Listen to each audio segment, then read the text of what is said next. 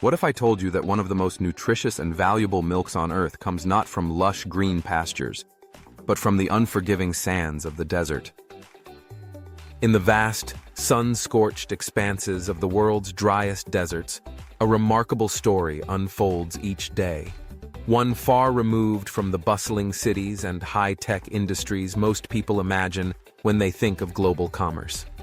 Here, under the relentless gaze of the sun and amid shifting dunes that stretch to the horizon, an ancient industry persists and evolves, carrying secrets as old as civilization itself. This is the world of camel milk, a substance revered by nomads, sought after by scientists, and now, increasingly, coveted around the globe. But what does it truly take to produce this so-called white gold in an environment where water is a rare treasure and life itself adapts in ingenious ways to survive? Everything begins in the cool pre-dawn hours, when the desert's harshness briefly softens and the sky glows with the promise of another scorching day.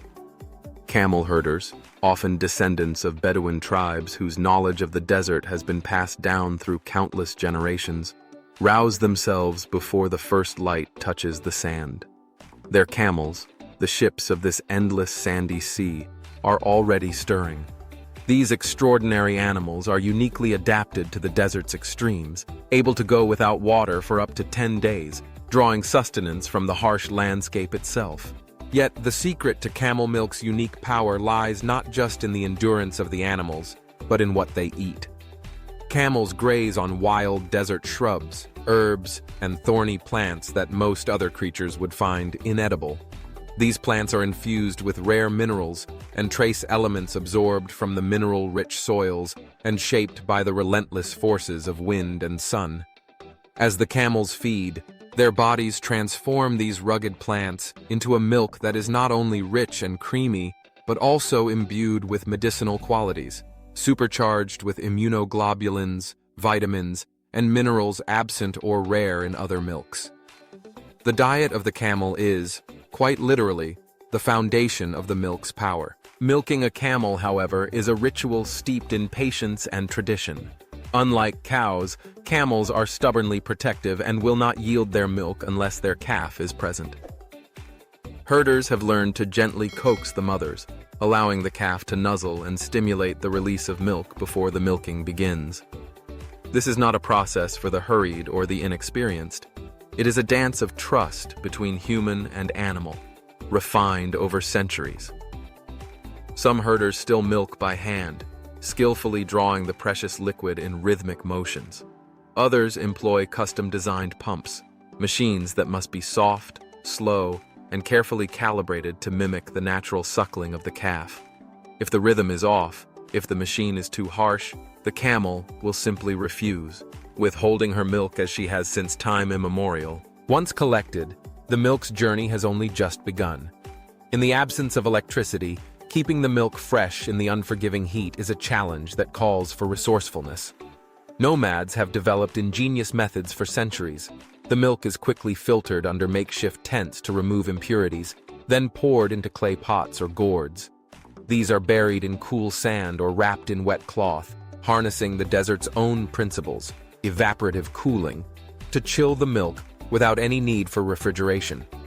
The result is a system that preserves the milk's freshness for hours, even as the sun blazes overhead. But the desert is changing. Word of camel milk's unique properties has spread far beyond the dunes.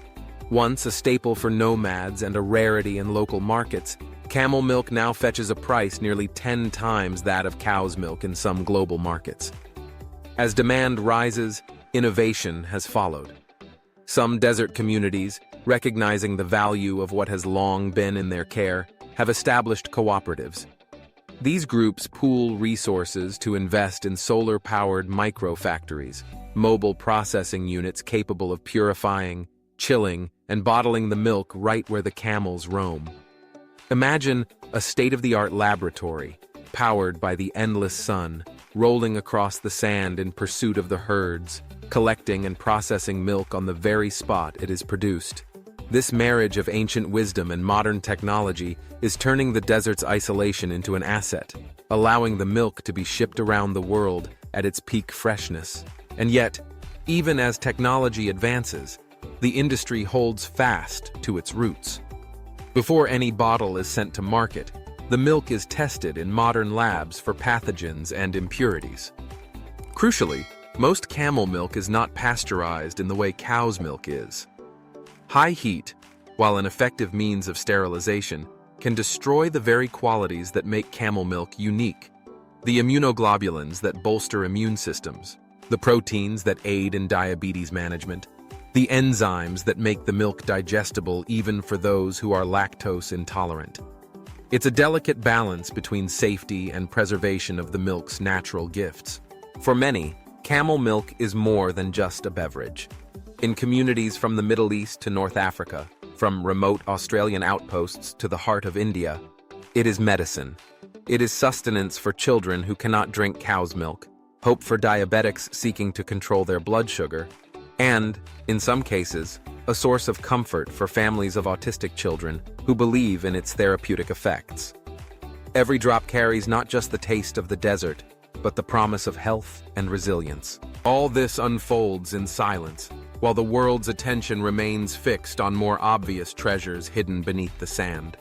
As sandstorms sweep the horizon and solar panels gleam atop mobile dairies, a quiet revolution is taking place, a testament to human ingenuity and the enduring bond between people and the land they call home. So, the next time you see the words camel milk on a label, pause for a moment. Consider the journey, beginning with the first golden rays of dawn, passing through the hands of skilled herders, filtered by the wisdom of nomads, and carried by the march of innovation. It is more than a drink. It is a story of survival, adaptation, and hope, born in the heart of the desert and carried to the world as a true miracle of nature.